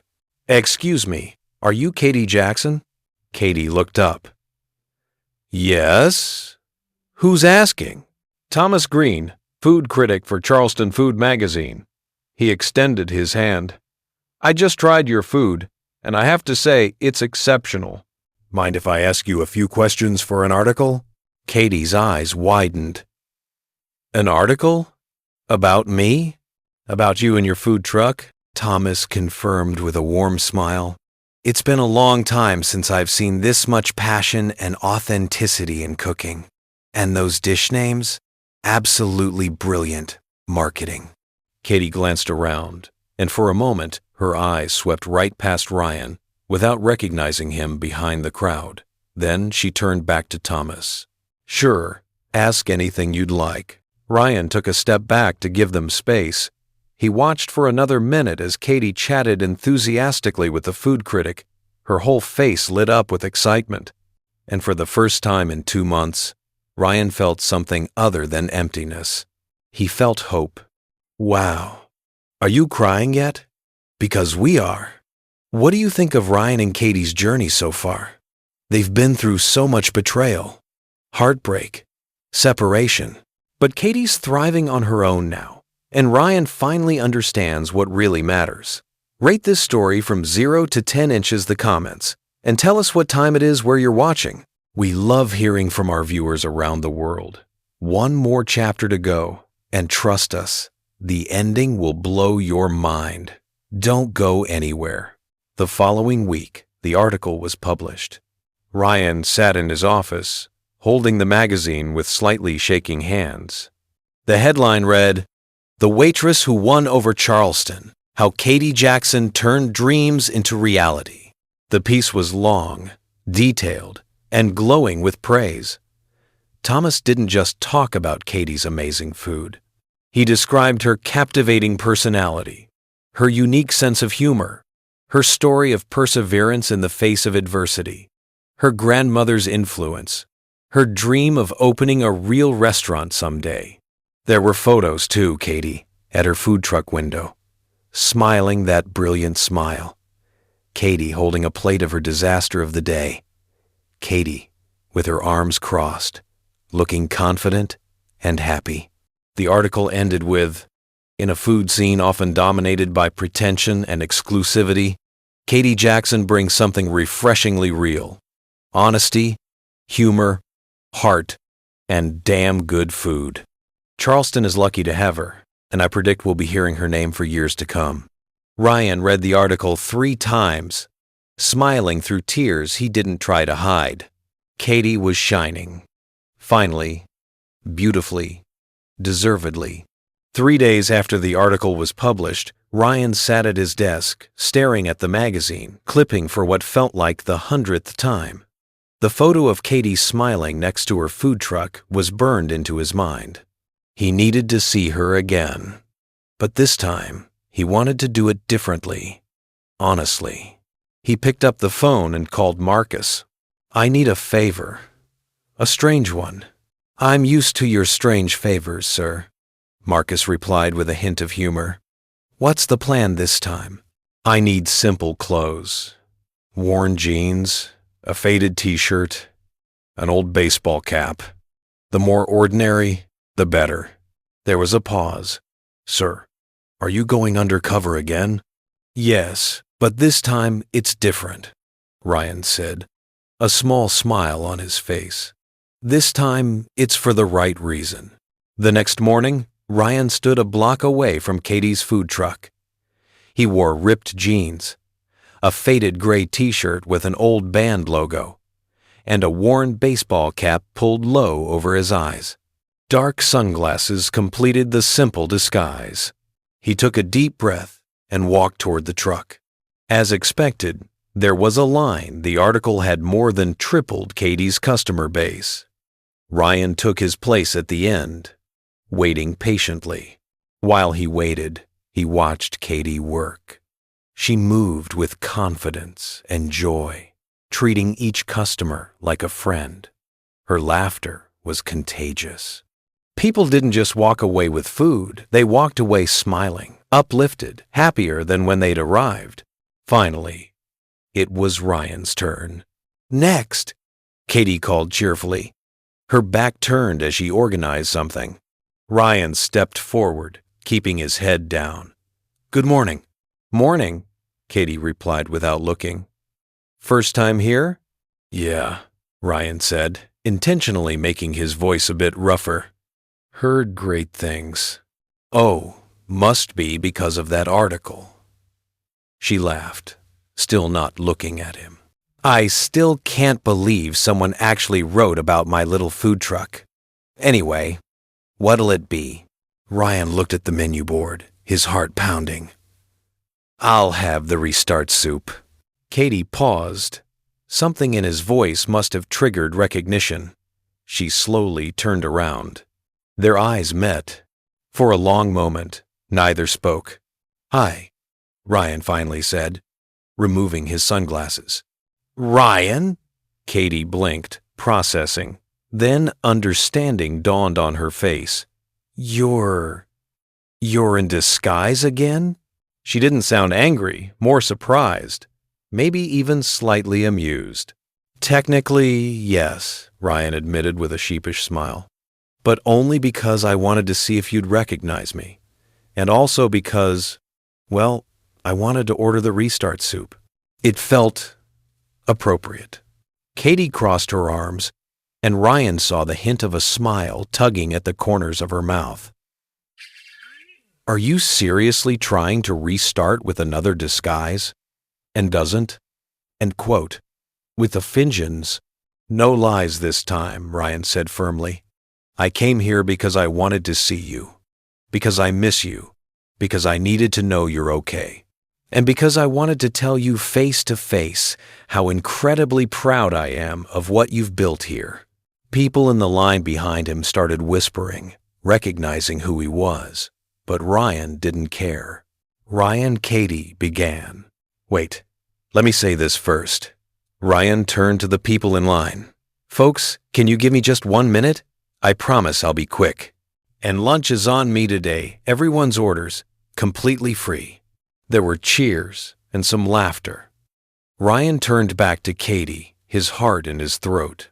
"Katie Jackson," he began, speaking loud enough for everyone to hear.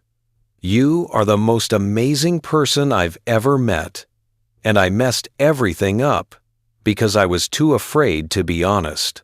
I spent weeks pretending to be someone else because I was scared to face the truth about my own failures as a businessman and as a person." Katie's eyes were shining with unshed tears now. "But you taught me something invaluable," Ryan continued. "You taught me that success means nothing if you don't treat people with respect and dignity. That money can't buy character or integrity.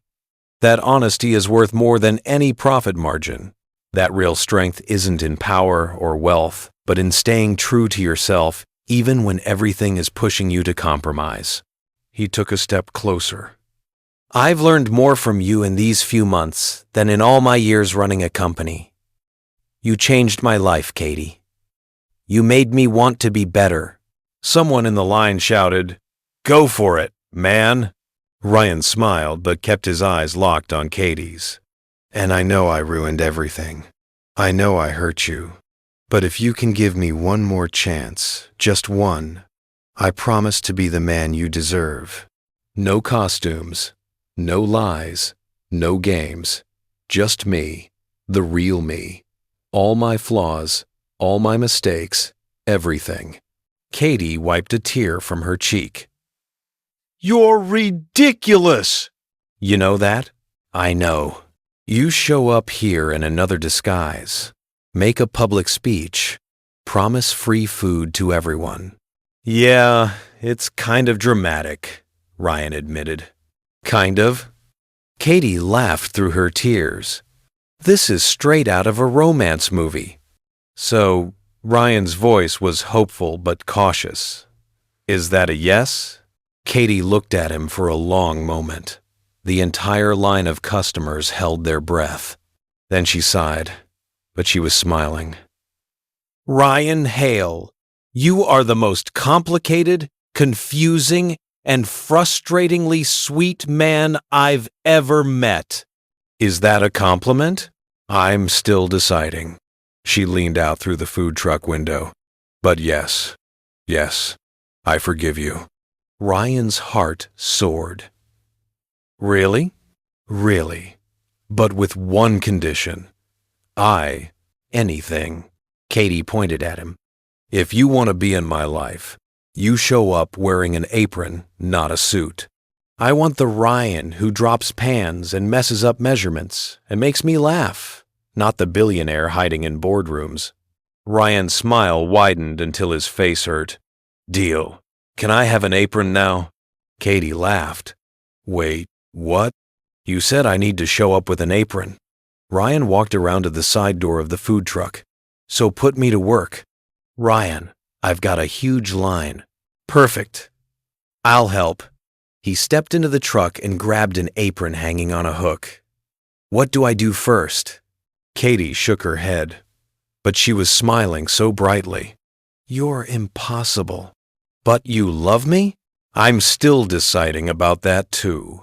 Ryan stepped closer, close enough to feel her warmth, to see the gold flecks in her brown eyes. Let me help you decide. And then he kissed her.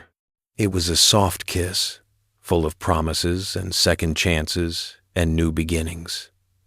Katie kissed him back, her arms wrapping around his neck, completely forgetting about the line of waiting customers. Outside, the crowd erupted in cheers and applause. When they finally pulled apart, both were grinning like teenagers. All right, I've decided, Katie said, breathless. I definitely love you. Thank God, Ryan said, resting his forehead against hers. Because I love you too. Madly, completely, forever. Really? Since when? Since you told me I looked tired and needed better coffee. He laughed. I think I fell for you right then and there. Katie laughed and gave him another quick kiss. You're ridiculous. You're ridiculous guy? My ridiculous guy, she agreed. A customer shouted from the window, Hey, not that we're not enjoying this adorable moment, but can we actually order some food? Katie and Ryan pulled apart, laughing. All right, Katie called back. Sorry, folks, show's over. Actually, Ryan picked up a spoon and held it like a microphone. I'd like to make an announcement. All meals today are on the house, courtesy of Ryan Hale. Consider it a celebration. The crowd cheered again. Katie playfully smacked his arm. You can't just offer free food without asking me first. I can. I'm a silent investor now. You're what? Ryan smiled. We'll talk about it later. For now, teach me how not to burn the soup. Katie rolled her eyes, but she was smiling from ear to ear. You're going to be a disaster in my kitchen. Probably, Ryan admitted, pulling her close for one more quick kiss. But it'll be fun. And as they worked side by side, serving customers, laughing at Ryan's mistakes, stealing kisses when they thought no one was looking, they both knew something important had shifted. This time, it was real. No disguises, no lies, no pretending. Just love, just truth. Just two people who'd found each other in the most unexpected way and were brave enough to give each other a second chance. 6 months later, Ryan stood in front of Mercy Bistro, watching the final preparations for the grand reopening. The restaurant had been completely transformed. The once dull walls were now painted in warm shades of cream and sage green. Plants filled every corner. Ferns, succulents, herbs growing in window boxes. Soft Edison bulbs hung from the ceiling, casting a warm, welcoming glow. But the most eye-catching changes were the funny signs hung throughout the space. Warning: temperamental chef. But the food's worth it. Didn't like it? Blame the sous chef. Loved it? Thank the chef. And Ryan's personal favorite, hanging right above the kitchen entrance: we cook with love and a little chaos. You're grinning like a fool, said a voice behind him. Ryan turned to see Katie, wearing a spotless white chef's coat, her hair in an elegant but slightly messy bun. She looked absolutely beautiful. I'm admiring the work of the new executive chef and co-owner, he said, pulling her into a hug. Co-owner, Katie repeated, still getting used to the title. It still feels surreal. You deserve it, Ryan said, kissing the top of her head.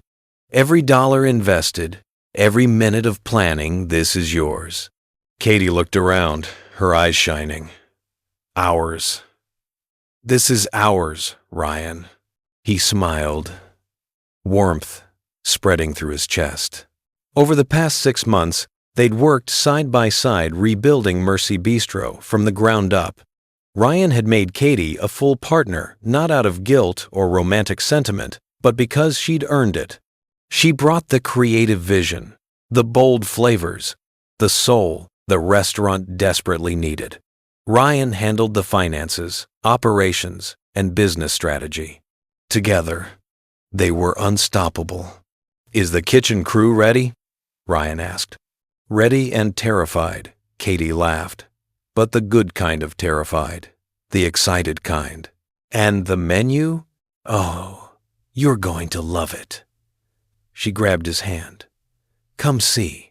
They walked to the entrance where the new menu was displayed on an elegant wooden board. Ryan read the dish names and burst out laughing. Forgiveness chicken, because everyone deserves a second chance. $18. Reconciliation risotto. Creamy, the way it always should have been. $16. Truth pie. Sweet, but honest. $8. Fresh start steak. Grilled to perfection. Finally, $24. Katie, this is brilliant, Ryan said, still chuckling. I know, she said with a playful smile. And before you ask, yes, I added the story of each dish to the menu description. Customers will know that the forgiveness chicken is a tribute to our mistakes and learning from them. The reconciliation risotto is about making things right. The truth pie represents honesty above all else. Ryan wrapped his arms around her. You turned our story into culinary art. Exactly, Katie said, resting her head on his chest. And if people are going to talk about us anyway, they might as well eat well while doing it. They laughed together, content in the embrace. Mr. Hale, Miss Jackson. Marcus appeared, rushing over with a clipboard. The first guests will be arriving in an hour. Everything needs to be perfect. It is perfect, Marcus, Katie assured him. Relax. You're going to give yourself an ulcer. A small ulcer is acceptable if tonight is a success, he replied with absolute seriousness. Brian and Katie exchanged amused looks. An hour later, Mercy Bistro was packed. The guest list included food journalists, restaurant critics, local business owners, and loyal customers who'd followed the restaurant's dramatic journey. Even some former employees from Mike's era had been invited. They were now happily working elsewhere, thanks to Katie's recommendations and references. Linda, the former waitress, came over and gave Katie a huge hug. Look at you, executive chef and co-owner. Look at us, Katie corrected warmly. You're managing that amazing Italian place downtown. Thanks to you recommending me, Linda said with genuine gratitude. You changed my life, Katie. We changed it, Katie said, glancing at Ryan. Together, the night was a complete success. Every dish that came out of the kitchen was perfect. Customers laughed at the clever signs. The atmosphere was warm and welcoming, exactly as Katie had always dreamed a restaurant should be. Thomas Green, the food critic who'd written about Katie's food truck, tasted the reconciliation risotto, and closed his eyes in pure bliss. "Katie," he said when she came by his table, "this is absolute heaven, pure perfection." "Thank you, Thomas." She smiled. "And this time I didn't burn anything." "This time?" He laughed. "I need to hear that story." "Oh, ask Ryan. He has a whole journal of my kitchen disasters." Ryan appeared beside her, slipping his arm around her waist. "And I'd treasure every single one." As the evening went on, Ryan grew increasingly nervous. He kept checking the pocket of his blazer, making sure the small item was still there. Katie noticed. "You okay? You seem jittery." "I'm great," Ryan lied. "Just excited." "Excited?" "Ryan, you're sweating." "It's the heat from the kitchen." "We're in the dining room with air conditioning." He laughed nervously. "Right, good point." Katie narrowed her eyes at him suspiciously, but a customer called her over for a photo before she could investigate further. As dinner wound down and dessert was being served, Ryan gave a subtle signal to Marcus, who quietly approached the small jazz band playing soft background music and whispered something. The music stopped. Ryan picked up a microphone. "Good evening, everyone," his voice echoed through the suddenly quiet dining room. "Thank you so much for being here tonight to celebrate the reopening of Mercy Bistro." Polite applause. Katie looked at him, puzzled. They hadn't planned any speeches. "Tonight is special for many reasons," Ryan continued, "but mostly because it marks a fresh start, a second chance. And I've learned that second chances are precious gifts we should never take for granted." He walked to the center of the room where Katie stood near a table, confusion and curiosity on her face. "A year ago, I walked into this restaurant in disguise, trying to figure out what was wrong. And I found more than just problems to fix or processes to improve." He looked directly at Katie, his heart pounding. "I found you." Katie's eyes widened. "Ryan, what are you doing?" "Something I should have done months ago." And then Ryan Hale dropped to one knee. The room went completely silent. Phones came up, capturing the moment. Katie covered her mouth with her hands, tears already streaming down her face. "You're not," she whispered. Ryan pulled a small blue velvet box from his pocket and opened it, revealing a delicate diamond ring that caught the light and sparkled brilliantly. "Katie Jackson," he began, his voice thick with emotion, "you taught me what truly matters in life. You showed me that success without heart is meaningless. That honesty is worth more than any fortune. That real love isn't about perfection. It's about embracing flaws and celebrating new beginnings together." Tears fell from his eyes now, but he didn't care. "You made me laugh during my worst moments. You challenged me when I needed it. You loved me, even when I didn't deserve it. And I want to spend the rest of my life trying to be worthy of that love, trying to make you as happy as you've made me."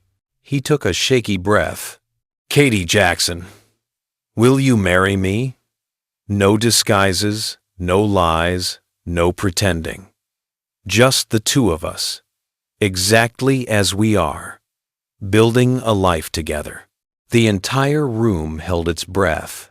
Katie looked at him, at the ring, then back at him. And then, being completely herself, she said, "Only if I get to pick the wedding menu." The room exploded with laughter and applause. Ryan laughed too, tears of joy streaming down his face. "Deal! You get to choose everything, menu, decorations, music, flowers, all of it." "And you promise to never disguise yourself again?" "I promise, unless you specifically ask me to for some reason." "And you promise not to burn my risotto?" "I promise to try," Ryan said with a grin. "So, is that a yes?" Katie knelt down to his level, taking his face in her hands. "It's a big, giant, enthusiastic yes. The size of your ego when we first met." "Hey, Ryan protested, but he was laughing. "It's true," Katie said, her smile radiant. "But I love you just the same, ego and all." Ryan slipped the ring onto her finger. Katie looked at it for a moment, tears of happiness falling freely, then pulled him in for a deep, passionate kiss. The room burst into applause, cheers, and celebration. Glasses clinked. Camera flashes lit up the space like stars. When they finally pulled apart, both were crying and laughing at the same time. "I love you," Ryan whispered. "I love you too," Katie said, wiping his tears with her thumbs. "My favorite clumsy millionaire. Your favorite sarcastic chef. Look at us, matching titles already." She laughed. Marcus appeared with champagne, and everyone raised their glasses in a toast. The jazz band started playing again, this time a lively, joyful tune. People began to dance. Ryan pulled Katie to the center of the room and twirled her around. She laughed, letting go of all the stress and fear and heartbreak from the past months, just losing herself in this moment of pure joy. "Who would have thought, huh?" she said, dancing slightly awkwardly in his arms. "The millionaire and the waitress." "Former waitress," Ryan corrected gently. "Now you're an executive chef, a business owner, and my future wife. And you're my partner, my best friend, and a permanent kitchen disaster." "Permanent? That seems harsh." "You burned water last week, Ryan." "Water." He laughed. "Okay, fair point." They kept dancing, surrounded by friends, staff, and customers, witnesses not just to the reopening of a restaurant, but to the beginning of a new life for two hearts that had found each other in the most unexpected place. There, in the middle of Mercy Bistro's dining room, with the smell of incredible food in the air, laughter echoing off the walls, and love filling every corner, Ryan and Katie knew they had found something rare and precious. They had found home, not in a place, but in each other. And this time, it was forever. No disguises, no lies, no pretending. Just love, laughter, and perfectly seasoned food. What an incredible journey.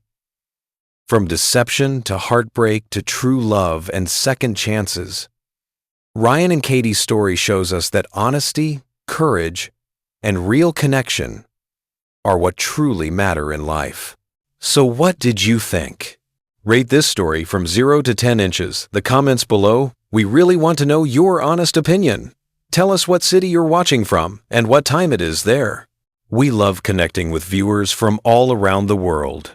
If you loved this story and haven't subscribed yet, what are you waiting for? Hit that subscribe button and turn on the notification bell so you never miss our daily emotional stories. We share powerful, moving stories like this one every single day. And if you're not going to subscribe, at least tell us why in the comments. We're genuinely curious. Thank you so much for watching Ryan and Katie's story. We hope it touched your heart the way it touched ours.